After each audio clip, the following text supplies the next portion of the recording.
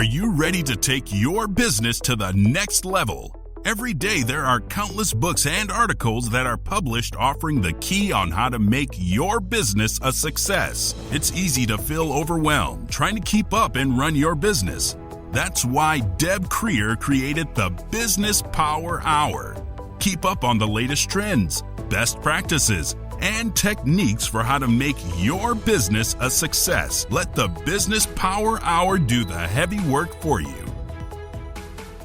Good morning. Good morning. I am Deb Creer, and I am passionate about giving professionals the tools that they need to make themselves and their businesses as successful as possible.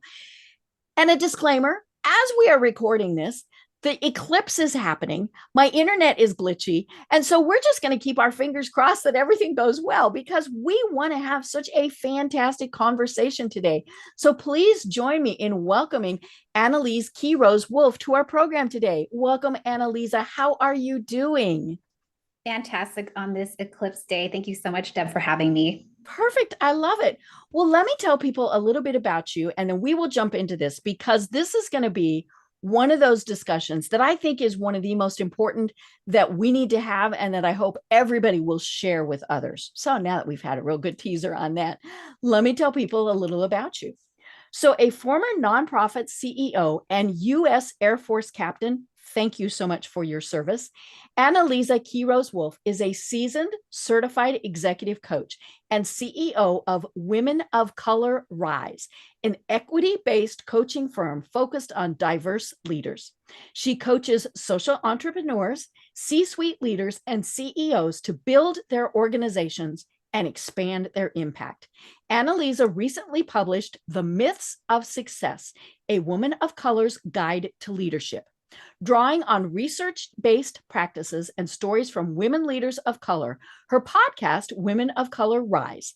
The book empowers women of color to ascend to the C-suite.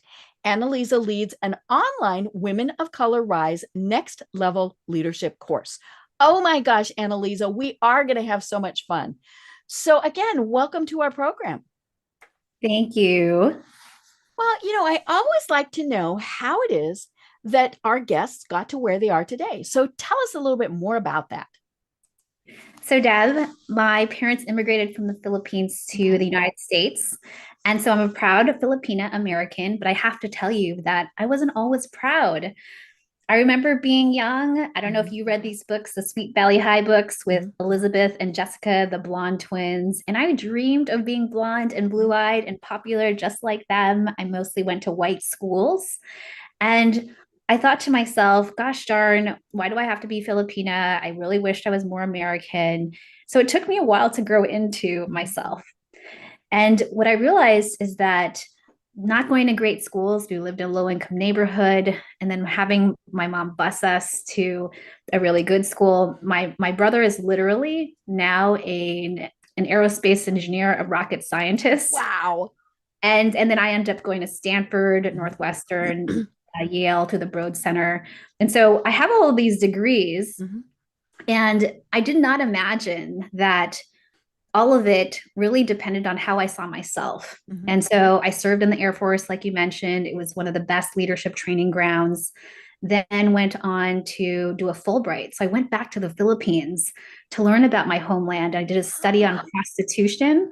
Deb, did you see that coming? So I studied prostitution, went to bars with women who look like me, who are on stage and not really dressed with anything. And I just realized how grateful I am to my parents who wanted more for me, and that there really wasn't a difference between these women, these prostitutes on stage, and me, and that I'd been given this gift. And so having this as, I think that I've always felt like a coach. I'm the kind of person who would sit next to you, Deb, and say, what are you about? What do you want to do in life? What's your legacy? And they're like, what's your name? And I was like, let's talk. Let's get into like our souls. And so having this orientation through the military, business school, then starting school. So I spent 15 years in education trying to build those schools that I wish I'd had, my brother had growing up. I eventually became CEO. And then now I'm an executive coach because as CEO, when I was looking around at who the other leaders were, there certainly weren't people who were diverse, not women really, or not women of color.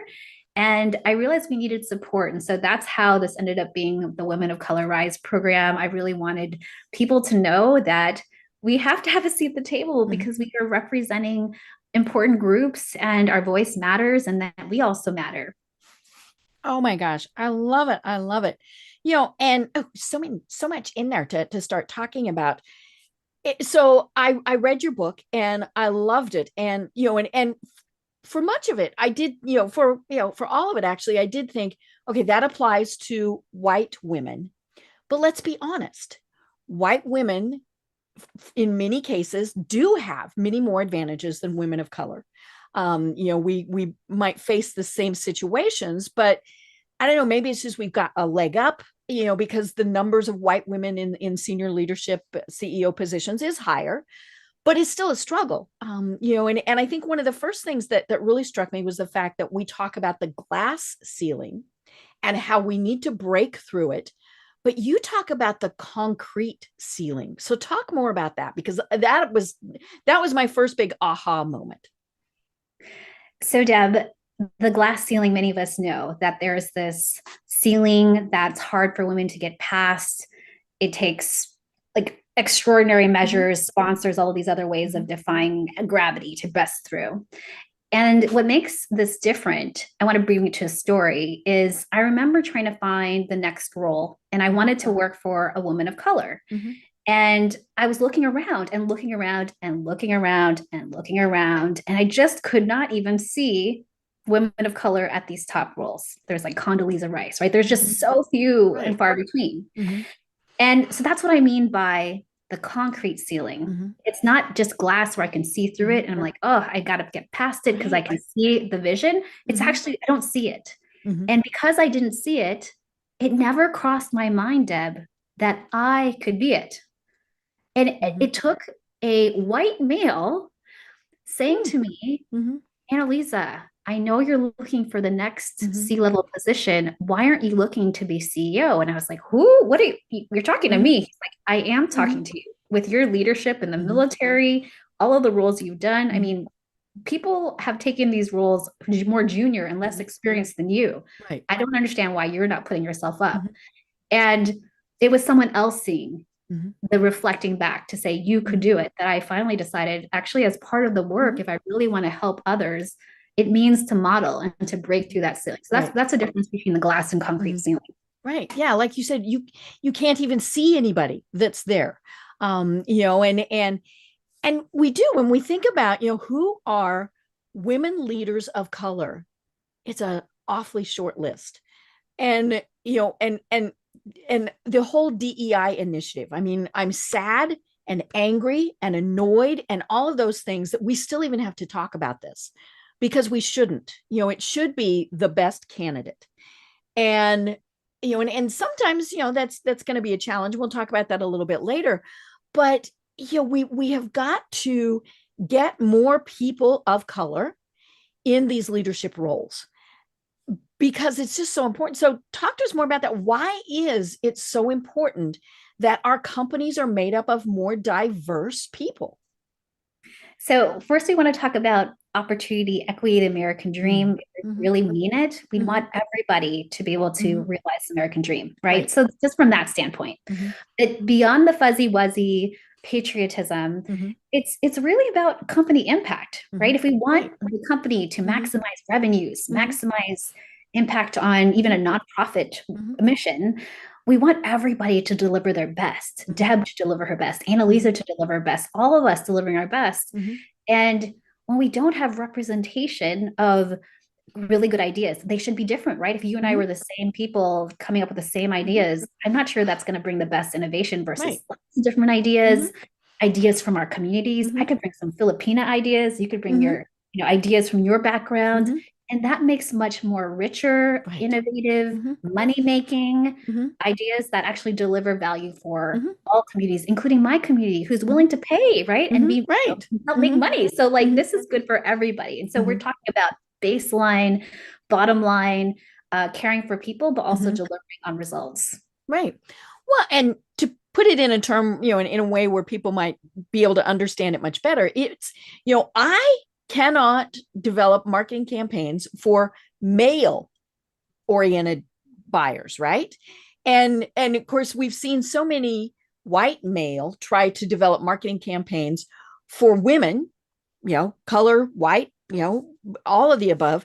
And they have no idea how to reach us. They don't know what appeals to us. And so what happens is they pick things, fortunately we're getting past all of this. But, I remember where I would see ad campaigns and I'm thinking, seriously, that's what they think I would be interested in. And it was written by, somebody who had absolutely no idea how to reach me.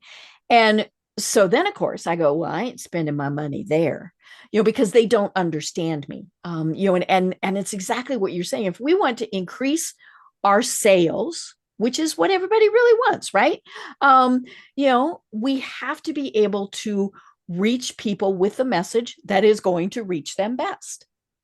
Absolutely. Absolutely. I mean, in two examples, CEO of Pepsi, when she when she was CEO, she was evaluating a business opportunity, and she wasn't evaluating based on all of her accolades and experience. She took her personal experience as a mother and said, what we need are 100-calorie drinks. Like people are looking at calories, and let's go ahead and serve it up in that size. And it made like millions and millions of dollars for everybody. And plus it had a need. Another example in health, Deb, is the idea of being at the table for women and actually advocating that things like menstruation pads and sanitary pads, those are not optional things for us, that we're just that they should be covered by insurance. And so who would advocate for that if you didn't understand that these are, basic needs? And so these are the kind of perspectives we need, and they're good for the companies, and they're also good for the health of society. Right. And it's so funny because when we start talking about it, a lot of times it's like, well, duh, right? But the problem is that it's still not happening. Menstrual supply is a great example. We don't have a lot of that in education, in schools, not a lot of education about it. Because people be, oh, that's still an embarrassing topic, right? And I'm like, oh, for heaven's sakes. But yeah, it's how do we get that out there and realize that that's it's everyday life, and so why aren't we talking about it and providing it? Just the same as talking about things that are more male oriented. We've got to get past this. Ooh, we can't talk about those subjects. But that's a totally different conversation, right? To be able to do that. But it is we don't have those role models. And I mentioned at the start that we're filming this the day of the eclipse. Well, yesterday was the NCAA women's basketball finals, right?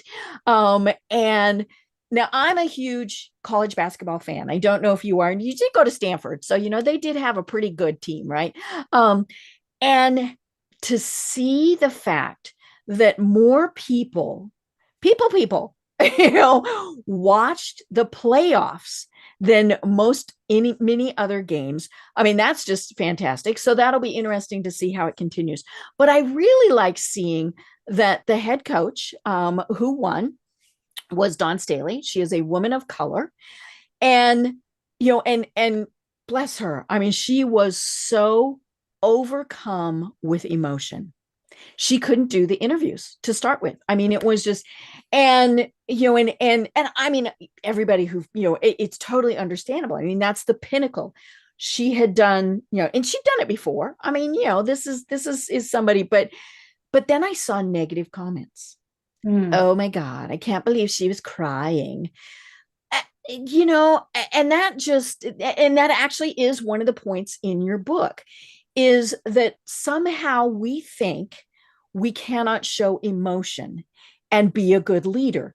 And of course, I looked at her doing that and I thought, how wonderful is that?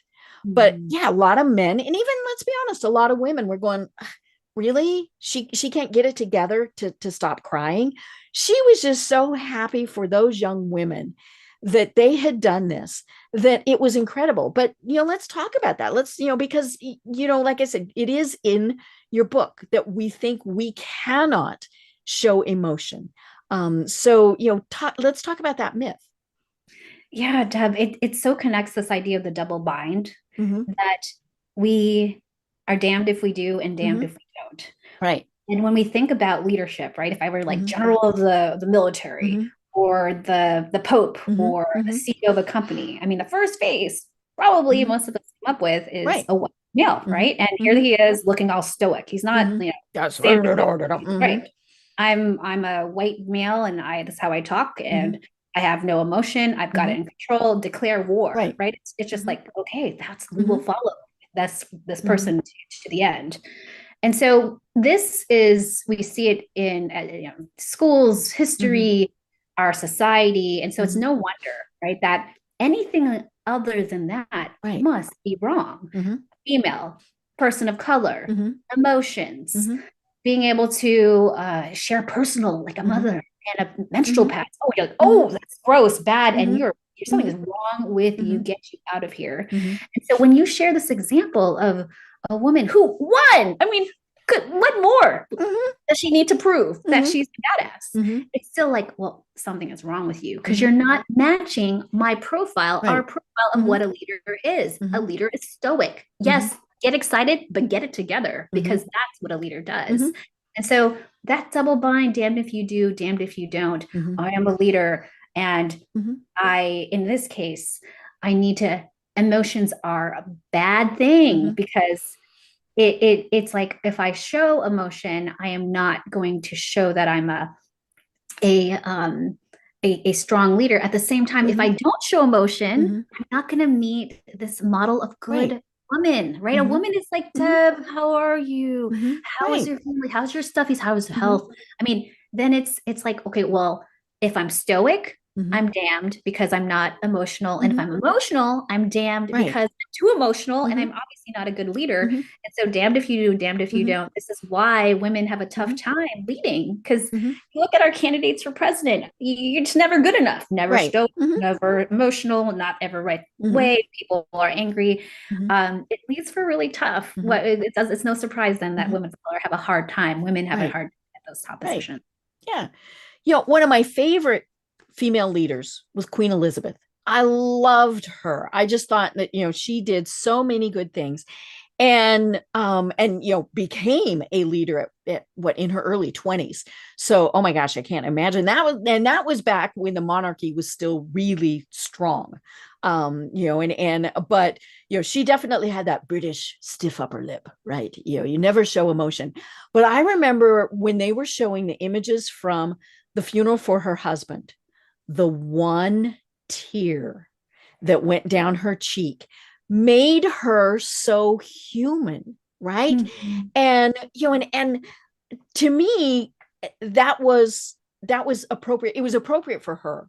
I mean, if she had, and I'm sure privately she cried. I mean, we just know that.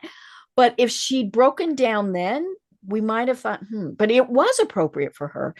And I think that's the thing that we need to remember. And we are finally learning that it's okay to show emotions.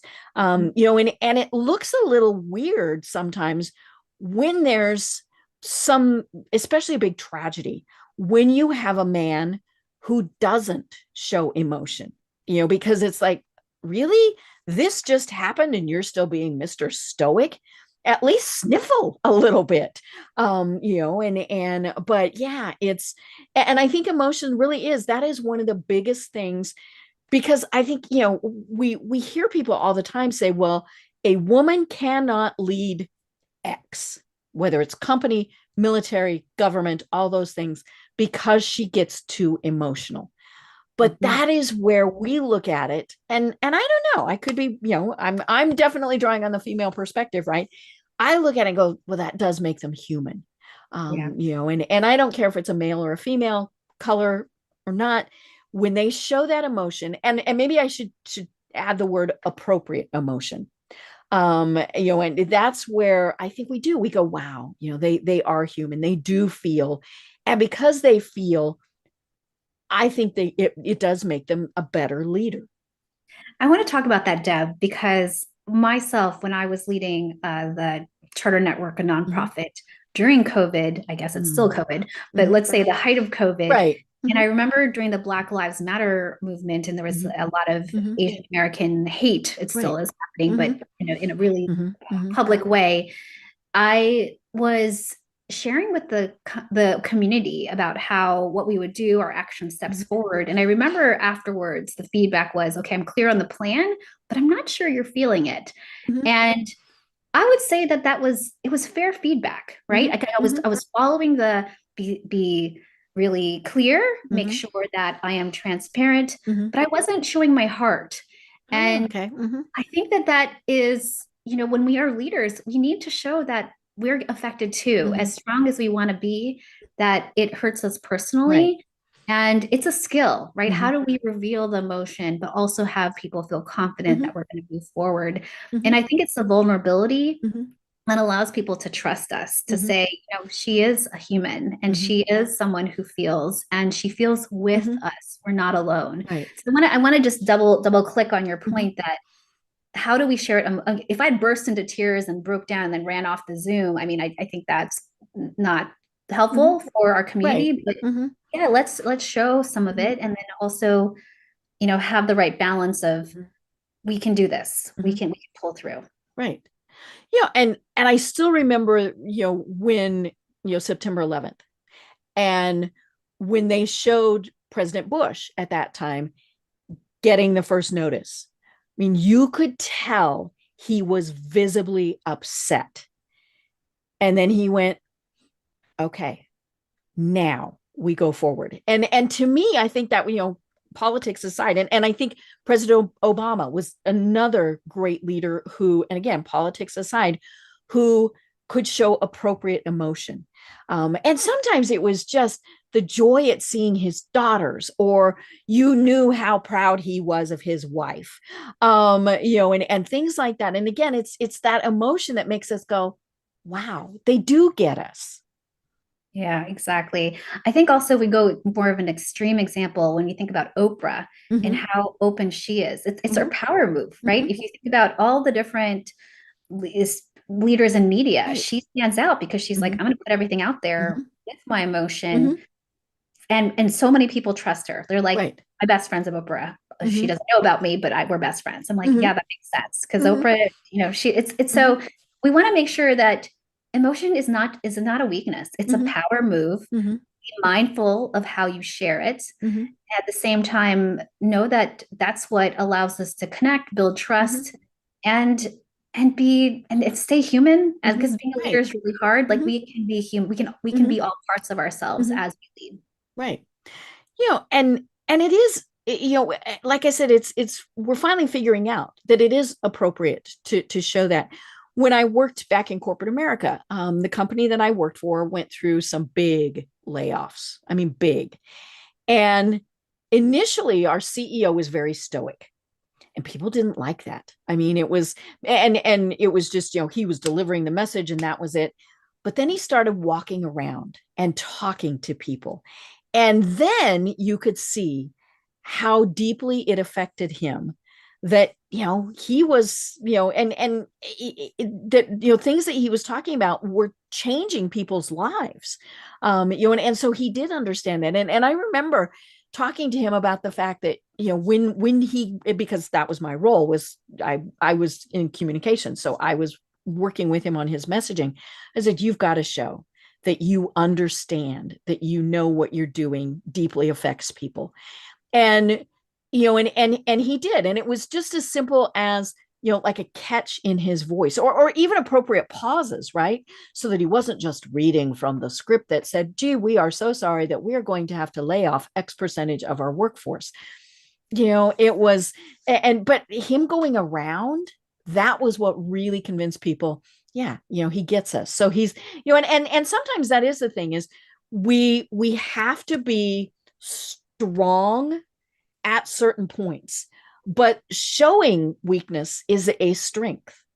Absolutely. Showing all sides, that we are sad and angry and joyous and scared, like all of those things, and we will pull through. I did want to say to Deb that another power move is bringing in the multi facets of our identity. as a mother, as a daughter, Mm-hmm. as a sister, as someone who is struggling through, some hard Mm-hmm. health crisis, a caregiver, Mm-hmm. as part of your identity Mm-hmm. as someone from your culture. Mm-hmm. I mean, I think that these are pieces where it helps invite and Mm-hmm. model for others that, Right. oh, I can be that Mm-hmm. too. I can also be a soccer mom. I can Mm-hmm. also be Mm-hmm. someone who of faith. I Mm-hmm. can I can have these pieces, and Right. that allows us then not Mm-hmm. to hide and deliver more for the Mm-hmm. company, right? Because now I'm not, okay, only I all I do is write emails, or all Mm-hmm. I do is write speeches. Mm-hmm. Actually, I bring all these parts of Mm-hmm. me, and to have Obama as Obama, or Mm-hmm. our Biden as Biden, without Mm-hmm. all of the dimension that they Mm-hmm. bring, it's really flat. Mm-hmm. So all those pieces make us strong. Right. And it is when we look at them and they're one dimensional, it's like, oh, really? And that happens everywhere. I mean, whether it's, maybe it's your church or, an organization, a volunteer organization, things like that. We do want to see that they are human beings. And because aside from anything else, it helps build loyalty, right? Because we're like, okay, he, she, or they do understand. And and so I'm going to do what I can to help them. Absolutely. It's so much more than I am a one-dimensional brain. Mm-hmm. Right. Mm-hmm. I'm a whole person, and Mm-hmm. you can be too. I love Mm-hmm. that. And the nice thing is the white males are getting that too. They're finally understanding that it's okay to show that more feminine side. To really show that they get it, they understand. Because in the end, it is about loyalty, right? We can take our little ducks and go elsewhere. We don't have to work for somebody. But when we see that they get us, then we're more likely to stay.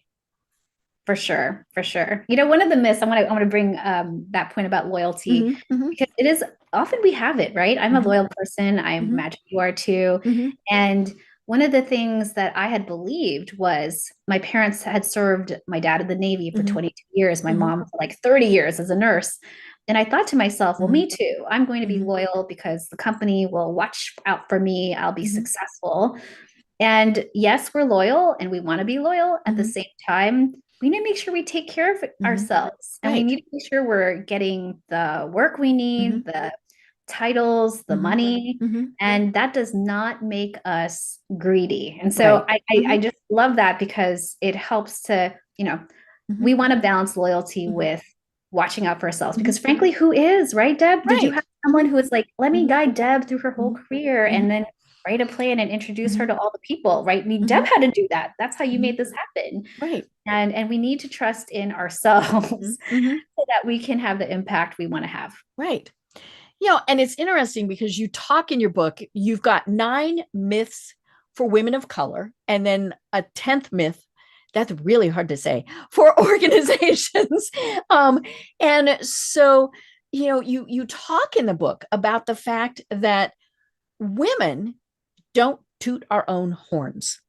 The other thing is I was reading through all of this, and this kind of pertains to a lot of this, is the fact that I think so many times when we are women and we're trying to get ahead, men are seen as being, that's a good thing, to promote yourself, to say, hey, I did this. Little boys are always running around saying, I'm number one, right? All these things. And women, in so many cases, it comes across as being the B word, right? And it's not. It's as you said, it's standing up for ourselves. It's saying, wait a minute, I did that work, or I know this, I deserve this promotion, all of those things. And it comes across as being, not that. And I think that's where sometimes it's a little tricky, because so then of course what we do is then we don't do it at all, right? And I think it's interesting because we don't promote ourselves. We assume that because the world is good, other people will say, Analiza did this, this is fabulous, or I did this, this is great. But we just assume that they're going to know. And it's funny because you talk in the book about the fact that so many times we don't promote, we don't toot our own horns. And then when we ask why we didn't get that promotion, people were like, well, we didn't even know you'd done that. I want to double click on that. That happened to me. I thought to myself, I'm doing 3 jobs. Deb, I'm doing 3 jobs. Right. I'm working nights, weekends, and I'm getting really good performance reviews. Obviously, when the promotion happens, like, who else would they pick? I got it lined up. And you know what? They did not pick me. And I thought, well, there's something wrong with me.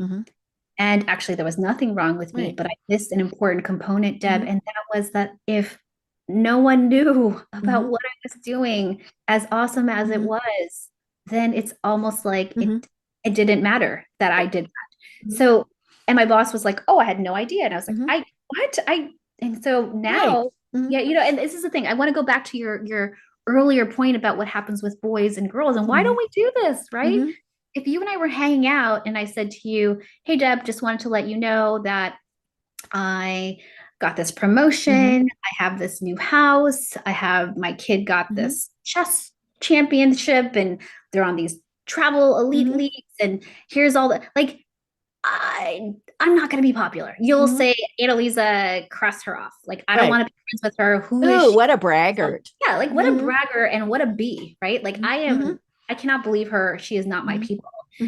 And that's natural, right? We're going to feel that way because who am I supposed to be? I'm supposed to be humble. Right. Hey, how are you, Analiza? Oh, you know, busy. I'm just, you know, working hard. And it's okay. Yeah. What can I do for you? Is there something? I'm fine. Nothing's happening in my world. I'm just working. And they would be like, okay, well, maybe she can be my friend. And so there's real consequence to saying I'm all that and you know, all the things. And so I want to say that conditioning starts very young. Oh, it does. Yeah. Now I'm a baby boomer. I'm old enough to be your mother, my dear.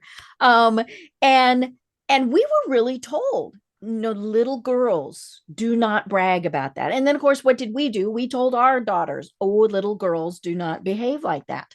You sit quietly, you help others, you know, all of those various things. And so, yeah, we were conditioned that was the way we were supposed to be. And you know what? And I have a daughter too. And she told someone, a friend was asking her, hey, Scarlett, how are you? And she's like, I just won a chess championship and I'm really good at chess. I'm really good. And my husband and I looked at each other. We're so horrified. And later my husband said, Scarlett, when people ask you how you are, you should not say, and I thought to him, I was like, hold on, pause. Right. Because if your son said it, it would have been fine. She should say it. They should say it. They should own it. And here's the thing. We see this in the workplace. And yes, if you're with other people, some people will look at you and say, like, who do you think you are? You can counter this. And this is what the book offers. It says, okay, look, there is a double bind, damned if you do, damned if you don't, but here's how we overcome it. For this particular one, you want to toot your horn, but there are specific ways of how to do it so that people will be able to hear it and not hate you. You know? So here's one example, Deb. If you said, hey, how are you doing, Analiza? I'd say, you know, I'm so proud of what my team has accomplished. We were a year behind schedule and they handed it over to us and said, we're not only behind schedule, but we're over $1 million over budget. Can you fix it? And I've got to tell you, Deb, we worked this past 6 months and not only did we get it to within budget and within schedule, but we're actually saving money for the company and we're delivering a superior product. And so I just want to say hats off to the team.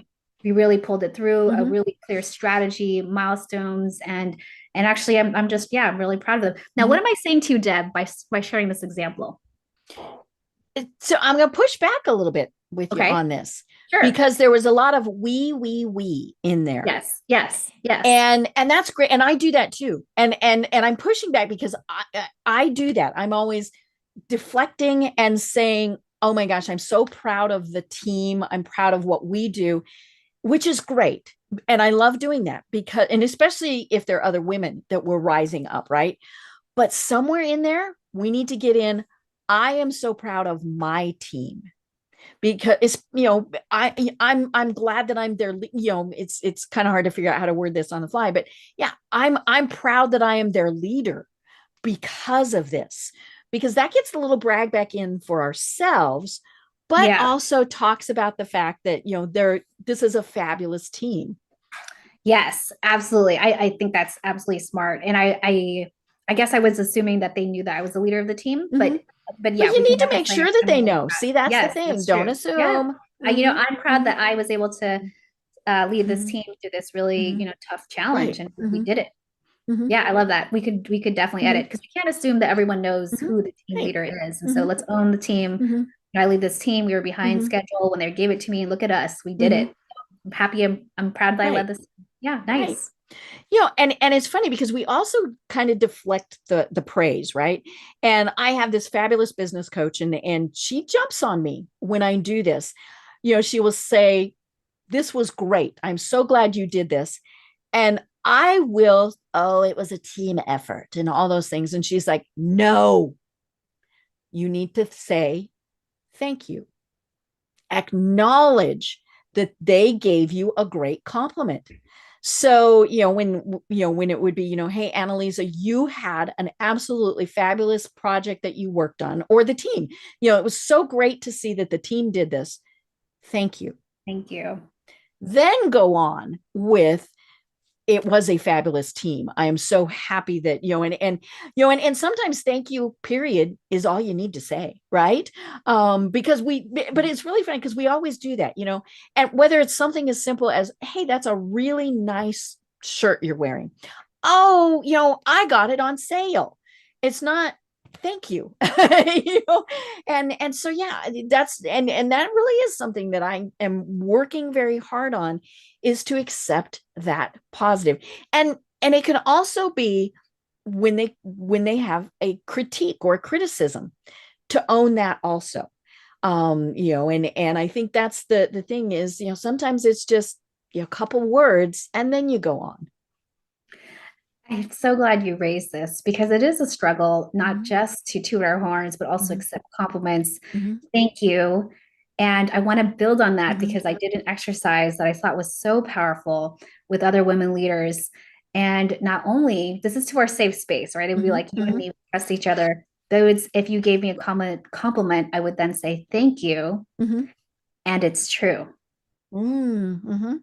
And it's so weird, I right? love it. But like, Mhm. yeah, actually, it is Mhm. true. Mhm. I actually am a person who Mhm. gets things done and can Mhm. write books and can support Mhm. leaders.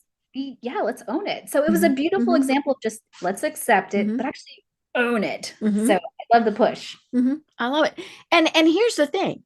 If you said the same thing to a guy, they would go, "Well, yeah, of course, I'm such a great person." And there's a book that I read, and oh gosh, I'm going to get the title wrong, and how to think like a man but win like a woman, I believe is the title. And it is about the fact that little boys brag about themselves. They sometimes we all know this happens, right? They accept the praise for something that they really didn't earn. They're and all of these things. But it's okay, we recognize that in men, but then from a female perspective, how do we do that? And it's exactly what you're talking about. It's how do we put all these things together to still be the fabulous, knowledgeable, intelligent, wonderful women that we are, and rising up. And in your book you talk, I just said, thank you can be short. There's an even better one, and you talk about this in your book, and that's no. Right? No is a single sentence. And of course, in your book you're talking about the fact that somebody will say, "Analiza, I know you're really busy, but I need you to take on this other project," and right? And rather than saying no, or even if we say no, we say, "Well, I can't do it at this time," but nah, sometimes no really is the best thing that we can do. No is a power move. It's a power Mm-hmm. saying, and it's a full sentence. Mm-hmm. And it feels uncomfortable because as Right. a girl, Deb, if you said, Oh "Hey, can yeah. you move the time," and then you picked a time that was really hard for me, Mm-hmm. I don't want you to be disappointed, right? If I said no, then you would think, oh, then Annalisa's not a nice girl. She's not a She's nice not a friend. team player. Yeah, she's a B, right? Like she's just not my people. And Mhm. I didn't want you to feel that way. So I'm like, okay, of course I'll make it move. I'll wake up early and, just make it happen. And so we have to understand our conditioning, right? First, lift the hood on why it's so uncomfortable to do this thing that will help us understand that. And then second, as that double bind, right? Damned if you do, damned if you don't, figure out a way to say no that is as palatable as possible, but definitively no. So I want to offer one, and I'd love to hear yours as well, but no, I'm not able to do it given all that's on my plate. But thank you for so much for offering this opportunity. I hope good luck with it. I'm sure you're going to figure it out. Right. So like it can be still a no, but soften it. Right. Yeah. Thank you and good luck. I know you'll do it. So what do you have any other along the same lines? No, thank you for asking, but I have a suggestion for somebody who could. Nice. Because that way it's kind of a win-win, right? Yes. You're not only helping that, the person by suggesting somebody else, you're helping that other person by giving them a referral, or recommendation or whatever we want to do. And so it is kind of one of those things where, but yeah, don't hesitate to say no. Or absolutely. Not raise your hand, right? I'm big on that. We need someone to, and I don't even listen to what it is they're saying. When I hear we need someone to, my hand goes up because it comes back to like, I want to be liked. I want to be the team player. Maybe I don't even know how to do or want to do, right? Or don't have time to do, sit on my hands, and it's so funny. And along those lines, one of the things I've also, and I had to have somebody lecture me about this is, and I knew they meant it well, and I took it well. And I've been trying to practice this. It's okay to delegate. Right. And, and that's been one of the harder things for me, because not only am I wanting to please people, I also think I'm the only one who knows how to do it the right way. Right. And so, but yeah, when we say no, but here's another suggestion, solution, things like that, it's perfectly fine to delegate. Absolutely. I mean, let's go back about and lift the hood up. Why is it so hard to delegate? Right. One, we don't want to be an inconvenience, right? Deb, can you do this task for me? I mean, I need your help and but I'm going to inconvenience you and you're going to feel a certain way. You're not going to like me. So I don't want that to happen. So that's one of the reasons. A second is, oh no, not only is Deb not going to like me because I'm giving her work, but she's going to think I'm incompetent. Right? Like, why is she can't do it? She's like, and I've got to do it. So that's a second reason I'm not going to want to do it. And then the third is that when I ask for help, actually, it is so much faster for me to do it the way I want to do it. Oh, yeah. If I have to tell somebody how to do it, I should just do it. Yeah. Like, I need it to be done this way. And also, I need it to be like, I have control. And so let me just do it. And then I end up doing it forever. So these are the reasons why, right? In general, there's other reasons why people don't want to delegate. And yet, if you want to climb up to the C-suite, you don't want your CEOs to be the one photocopying, and figuring out the research and all the, you want them to look forward, be able to have capacity to deal with the crisis, to be able to build all the relationships, all of those things that he or she is uniquely positioned to do. And so if we don't let go, if we don't delegate, we actually hold ourselves back. And so I'm so glad you name it, because that's yet another myth. Like, I have to be all things. I have to be the one. It's all about the work. And I'm like, no. You will hold yourself back and actually create a reputation for yourself of someone who's lower skilled, worthy of lower project. Right. Well, and it was so funny because when this person was telling me I needed to delegate, it was a volunteer thing. And I lead the volunteer group. And then I have all these wonderful volunteers who work for me. And so the person tells me you need to delegate. And then she said the most important thing.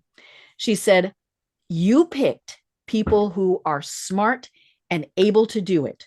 Honor them by letting them do it. Right? I just want to just double click on that one.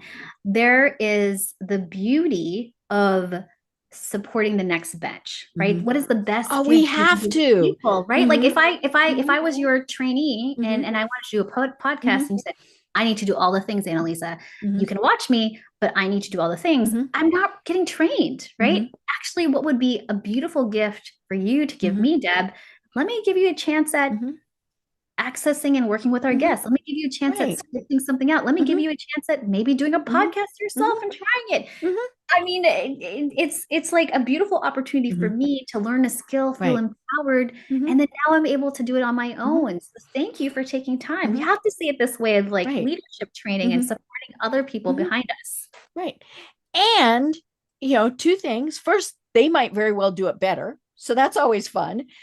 But more importantly, honor them by saying, Analiza, that was great. I loved how you did that. Because it comes back to what we were saying, we don't always acknowledge those things. We assume they know that we're grateful. We assume, all these things. Well, we all know what the word assume means, right? So yeah, when even if they did it a totally different way, did it get done? Yeah, you might need to fix some stuff, but yeah, tell them, oh my gosh, Analiza, I am so glad that you did that because now you're learning how to do it on your own. It was funny because we were talking before the program about some of the stuff that we forget to do, and that's to acknowledge others. And I mean, seriously, just saying thank you again in that totally different, totally different context, but thanking somebody for what they did. Or, we need to, it's the thing, when the boat rises, the whole boat rises. And so when we raise women up, we all are raised up. And sometimes it is just as something as simple as, Analiza, I am so glad you did that. You did a fantastic job. Absolutely. I love this point you said about then when the water rises, it lifts all of us up. And this is the work, right? It's not just about ourselves lifting ourselves up and ascending to C-suite and CEO. It's about helping others, reaching back. And I want to talk about this point because you and I also talked about this beforehand. The idea of helping others. Sometimes women have this reputation. We don't help each other. We're just catty and just clawing our way. And that's not true. That's everybody. That's some people, but not everyone. And we have to help each other. But why do you think, Deb? I'm curious for your thoughts, especially as a white woman. I'm a person of women of color. Why do you think that sometimes we don't help each other? I think sometimes we just forget, right? It's just as simple as that. But I think there's also maybe some jealousy or they're going to think that, she's better at this than me. When you were talking about being catty, it reminded me many years ago when I worked in a nonprofit. And let's be honest, nonprofits are pretty female oriented, especially at the non-management levels. It's just, I don't know if that's because we like to help people, all these things, but yeah. So I worked for this organization and most of the employees were women.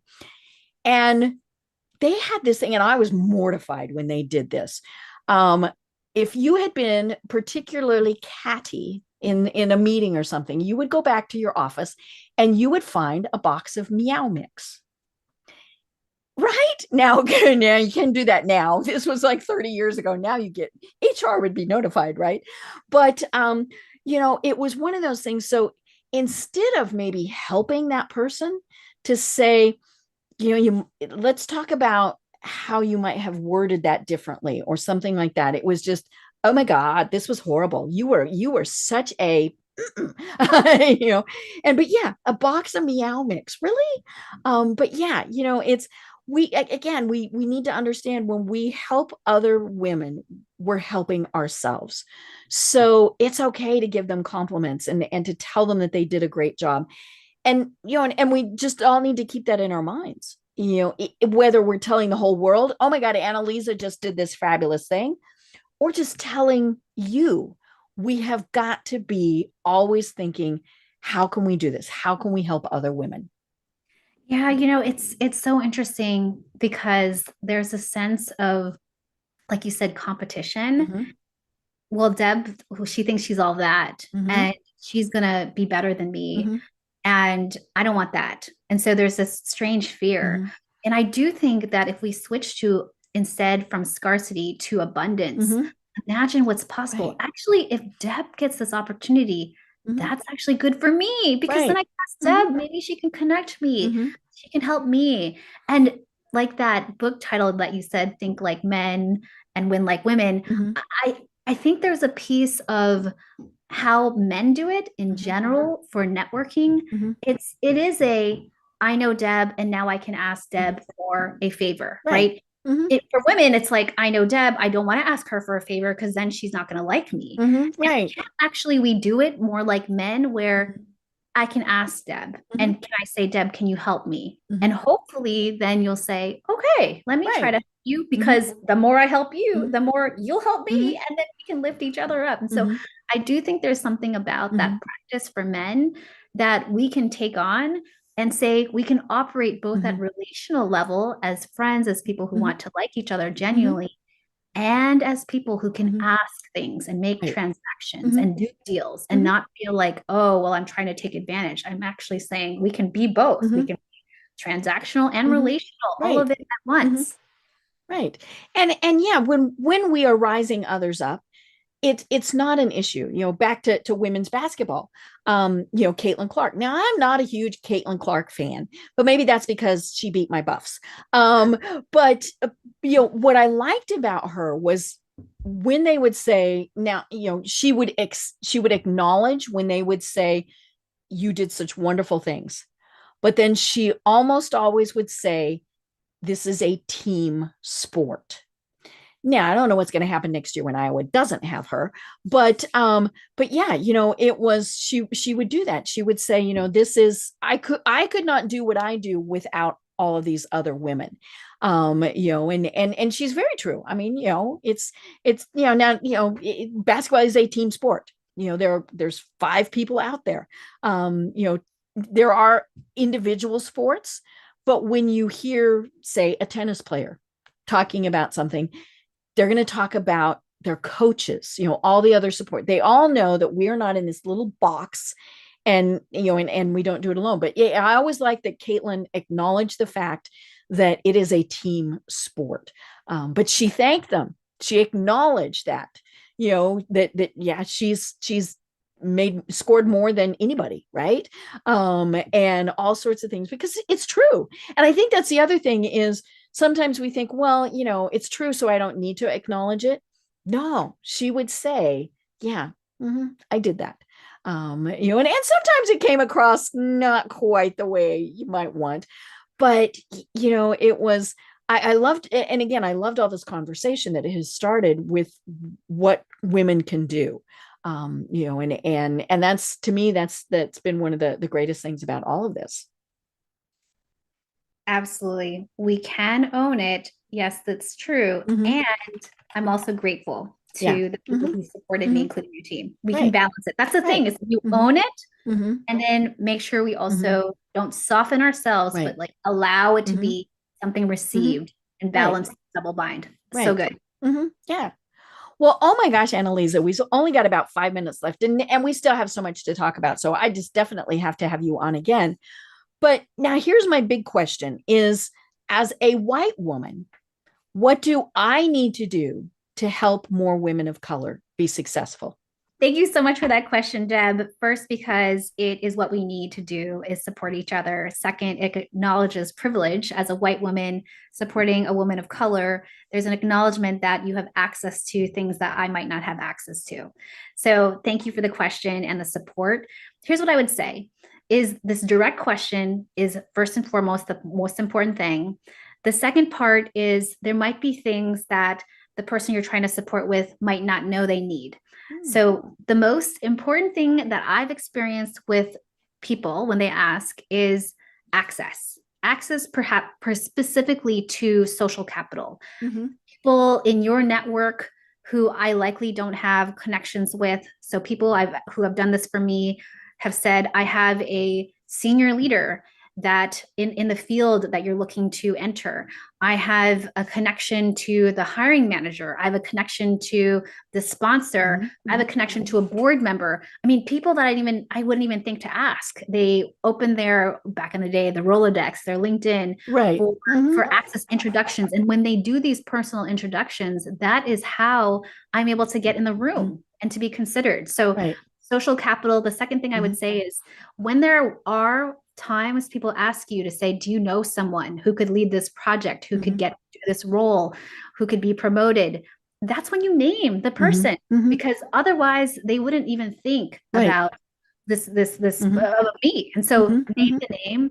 And the third thing I would offer is provide feedback. Sometimes people say, oh, shoot, if I provide feedback, she might be too sensitive. She can't handle it. But if I'm showing up and I'm, my head down, you can't hear my voice, I'm not raising my hand. Who else is going to tell me to say, sit up, make sure you project, raise your hand, right? Allow yourself to be intimidated, give the feedback, because that's how I'm going to grow. So I would say those three things really, really help. Right. Well, and you're doing it from a position of wanting to help them.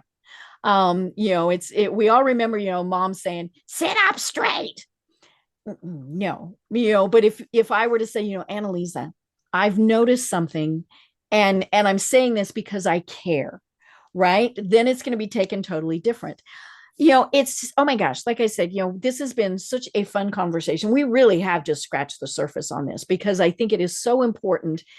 And, like one of the things that I was thinking about was, when you talk in your book about the importance of networking, and I was also thinking in a different way that I need to expand my network and be very conscious of expanding my network to make sure that I have so many women of color in there. Because we're all in this together. I shared with you before the program that you have such fabulous examples of women in your book, and they're telling their story, and there's not tons, but I need to go to each one of those and send them a request to connect on LinkedIn and just tell them, I read your story in Analiza's book, and I would love to connect with you. Not all of them will connect. I mean, not everybody does LinkedIn, all sorts of things, but we all need to consciously be thinking, how can we expand our networks to include more women of color, women in general, right? But how many more women of color? We just need to keep doing it, because it's like like DEI, right? The more diverse things are, the better we will be. So I need to make sure that my personal networks are as diverse as they can be. It's beautiful. I love that action step, Deb. Cool. I love it. So Analiza, this has been absolutely fabulous. And I want people to know, how can they reach you and connect with you, and what are the services that you provide? So as you shared, Deb, I'm an executive coach. And so I support leaders and firms with how to have more impact at work and in our organizational results.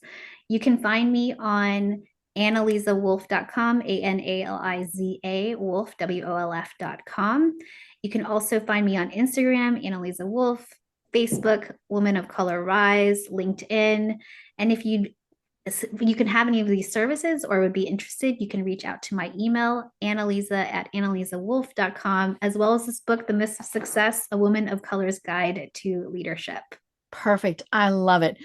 Well, this has been absolutely fabulous. Do you have any final thoughts that you want to leave everyone with? This conversation really brings in that point that we need to help each other. We are more powerful as a village, women helping other women. So when we can rise, we can also reach back and lift each other up. So my whole point is, let's help each other. Let's network. Let's ask for things. Let's help support and receive and grant those requests. And together we are stronger. Oh my gosh, such fun, such fun. And I cannot wait to have you on again. I'm Deb Creer. I've been talking with Analiza Quiroz Wolf. She is the CEO of Women of Color Rise. And until next time, everyone have a great day. Tune in for our next program for even more trends, best practices, and techniques for how to make your business a success. The Business Power Hour, hosted by Deb Creer, is proud to be part of the C-Suite Network.